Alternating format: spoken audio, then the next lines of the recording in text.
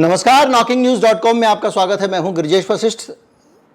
Supreme court में धारा 370 पर सुनवाई चल रही है और धारा 370 की सुनवाई में तकनीकी रूप से कुछ मसले ऐसे हैं जो आपके लिए समझना ज़रूरी है, क्योंकि उन मसलों को अगर आप जानेंगे तो इस पूरी कार्रवाई को सुप्रीम कोर्ट की आप समझ पाएंगे, आपको मूल उसका पता होगा। ज़्यादातर लोगों को आप में से पता है, लेकिन बहुत सारे लोग ऐसे भी हैं जिनको नहीं पता है।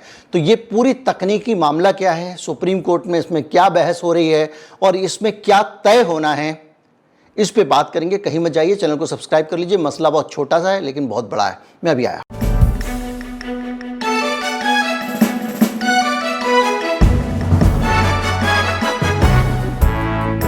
मामले को सरलता से समझने के लिए ऐसे समझ लीजिए कि भारत जो है वो एक संघीय गणराज्य है, यानी एक यूनियन ऑफ द स्टेट्स है, यानी बहुत सारे राज्यों का एक यूनियन है।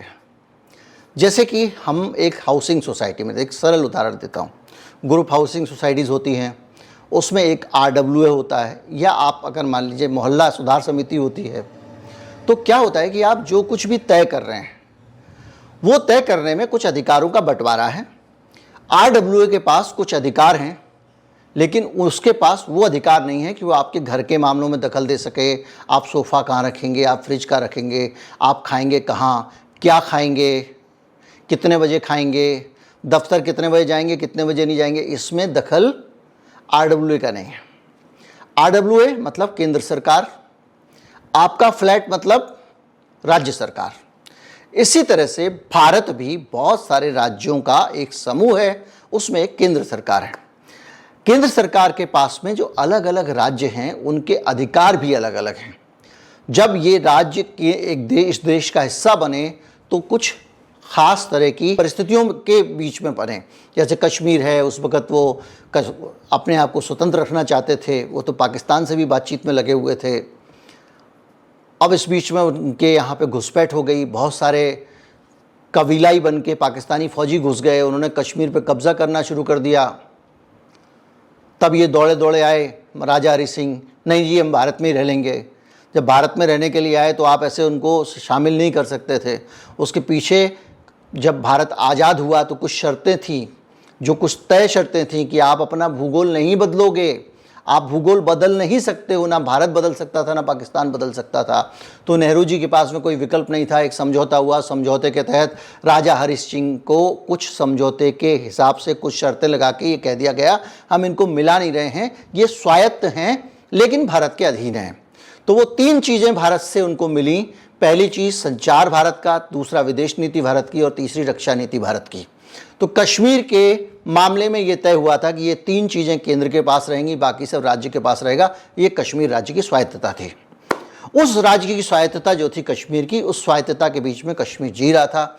अब कश्मीर को अगर आप आज के हालात में भारत में विलय करना चाहते हैं, यानी धारा 370 जिसके तहत वहाँ विशेषाधिकार उस राज्य को मिले हुए थे, उन राज्य के विशेषाधिकारों को ख़त्म करना चाहते हैं, इसके लिए ज़रूरी है कि जम्मू कश्मीर के यहाँ से केंद्र के पास एक प्रस्ताव आए।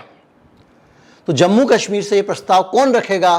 तो पहले एक संविधान सभा थी, उस संविधान सभा से ये रिकमेंडेशन केंद्र के पास आनी चाहिए। लेकिन संविधान सभा अपना काम करके बंद हो गई है। अब संविधान सभा कश्मीर में है ही नहीं, जब उसकी ज़रूरत थी तब थी। अब उसका विलय हो गया, तो अब क्या करें?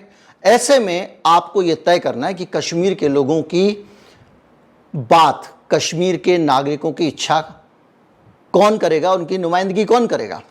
तो ये माना गया कि संविधान सभा भले ही ख़त्म हो गई, लेकिन जो चुनी हुई विधानसभा है जम्मू कश्मीर की, वो विधानसभा कश्मीर की जनता की भावनाओं का रिफ्लेक्शन है, क्योंकि उनका इलेक्शन के ज़रिए चुना गया। इस पर विवाद थे, लेकिन मोटा मोटा ये मान लिया गया। जब ये मान लिया गया तो अब कश्मीर की विधानसभा अगर बोले कि आप हमारे को भारत में विलय कर लो, तो आप आराम से उसको केंद्र शासित प्रदेश बना सकते हो, 3 हिस्सों में बांट सकते हो, 5 हिस्सों में बांट सकते हो, कुछ भी कर सकते हो। लेकिन यहाँ हुआ ऐसा नहीं। हुआ ये कि कश्मीर की विधानसभा में जब सरकार बनने वाली थी, हंग असेंबली बन गई। उस हंग असेंबली में रस्साकशी हो रही थी, किसकी सरकार बनेगी, किसकी नहीं बनेगी। इसी बीच में एक सहमति हो गई और महबूबा मुफ्ती ने ट्वीट कर दिया कि हमारे पास में बहुमत आ गया है। और महबूबा मुफ्ती ने ही एक फैक्स किया गवर्नर हाउस को कि साहब हमारे पास बहुमत है, अच्छा खासा बहुमत है, और ये लीजिए लिस्ट और आप हमको सरकार बनाने के लिए बुला लीजिए। गवर्नर साहब ने का कहना यह है कि वो फैक्स हमको नहीं मिला। क्यों नहीं मिला? क्योंकि फैक्स अटेंड करने वाला छुट्टी पे गया हुआ था आदमी था, और फैक्स भी हमारा खराब था।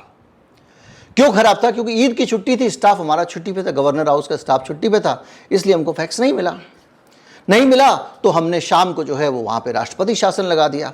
अब आप सोचिए, बहुमत की सरकार गवर्नर से इंतज़ार कर रही है कि वो बुलाएंगे और शपथ दिलाएंगे, और गवर्नर साहब ने राष्ट्रपति शासन लगा दिया। सत्यपाल मलिक ही थे अपने गवर्नर, लगा दिया। और शाम को अब महबूबा मुफ्ती कह रही है कि भाई आपका फैक्स अगर ख़राब था तो शाम को आपने उसी फैक्स से राष्ट्रपति शासन लगाने की कैसे अनुशंसा कर दी? तो इस तकनीकी चीज़ के बीच में हुआ क्या कि वहाँ विधानसभा नहीं रही। अब 370 लागू करने के लिए केंद्र सरकार ने, जैसा सत्यपाल मलिक कहते हैं, आपसे दो ही आदमी काम करते, दो ही की मर्जी है, वहाँ राज्य के कोई अधिकार नहीं, सत्यपाल मलिक के कोई अधिकार नहीं, केवल मोदी शाह साहब का फ़ोन गया और उन्होंने कहा कि आप ऐसे ऐसे रिकमेंडेशन बना के भेज दीजिए, पास करके उसको मिनट्स बना के इन्होंने बना के भेज दिया, और उसके बाद में हो गया खेल। अब मसला यह आया कि गवर्नर के, जब केंद्र सरकार से पूछा गया भाई ऐसा क्यों किया, उन्होंने कहा हमको तो भेजा था गवर्नर ने, तो अगर वहाँ विधानसभा नहीं थी तो गवर्नर का रास्ता, तो गवर्नर ने बोल दिया हटा दो 370। तो उनका कहना ये, भाई साहब गवर्नर थोड़ी बोलेगा। अब मसला यहाँ आ गया कि गवर्नर इस वक्त राज्य को रिप्रेजेंट कर रहा है, तो गवर्नर की सिफारिश मान ली हमने, ये केंद्र सरकार का पक्ष है। लेकिन जम्मू कश्मीर के लोगों का पक्ष ये है कि सर बात तो असेंबली की ही मानी जाएगी। तो भैया असेंबली की क्यों मानी जाएगी? बोले असेंबली की इसलिए मानी जाएगी क्योंकि जो राज्यपाल साहब है ना, वो तो आपके आदमी है, केंद्र के आदमी हैं। तो आपने अपने ही राज्यपाल को बोल के अपने ही लिए रिकमेंडेशन ले ली,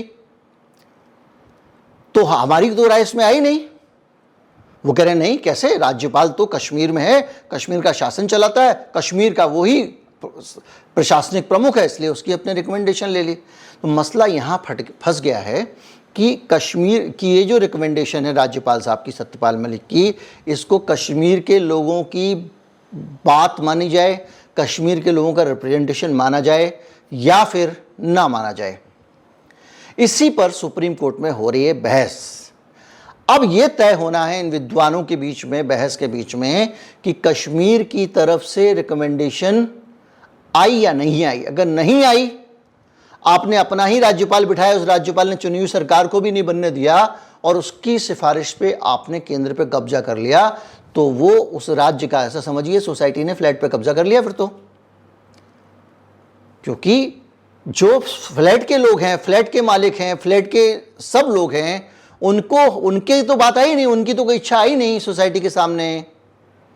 वहाँ अपने केयर टेकर लगाया हुआ था उस फ्लैट के लिए, उसने कह दिया जी हाँ बेच दो फ्लैट, आपने बेच दिया।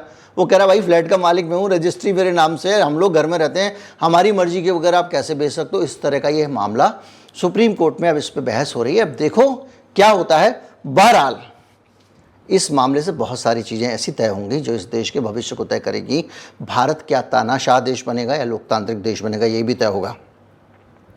क्योंकि अगर इस देश के नागरिकों या इस देश के जो राज्य हैं, उन बहुत सारे विषय हैं जो राज्य के विषय हैं, लॉ एंड ऑर्डर राज्य का विषय है, केंद्र का विषय नहीं है, लेकिन फिर भी केंद्र ने ईडी बना दी, फिर भी केंद्र ने सीबीआई बना दी, और धीरे धीरे करके इन्फोर्समेंट, लॉ इन्फोर्समेंट का काम आधे से ज़्यादा अपने हाथ में ले लिया, धड़ल्ले से राज्य में भेज देते हैं। सीबीआई बनाया Delhi police special provision act के तहत, सीबीआई कोई केंद्र सरकार का अधिकार नहीं है।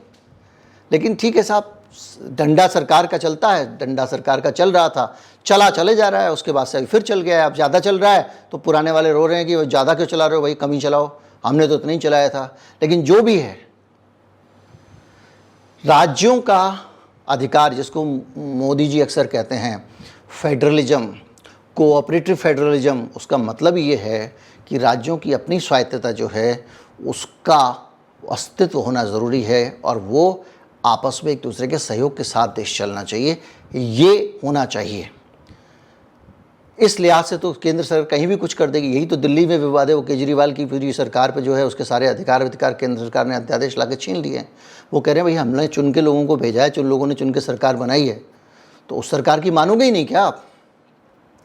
ये सारा चीज़ें कुल मिला के ये मसला है लोकतंत्र का, और लोकतंत्र में लोगों के अधिकार का, और लोकतंत्र में सरकार के अधिकार का। उम्मीद करता हूँ पूरा मसला आप समझ गए होंगे तो वीडियो ज़्यादा से ज़्यादा लोगों तक पहुँचाएं, चैनल को सब्सक्राइब कर लें। नमस्कार, जय हिंद।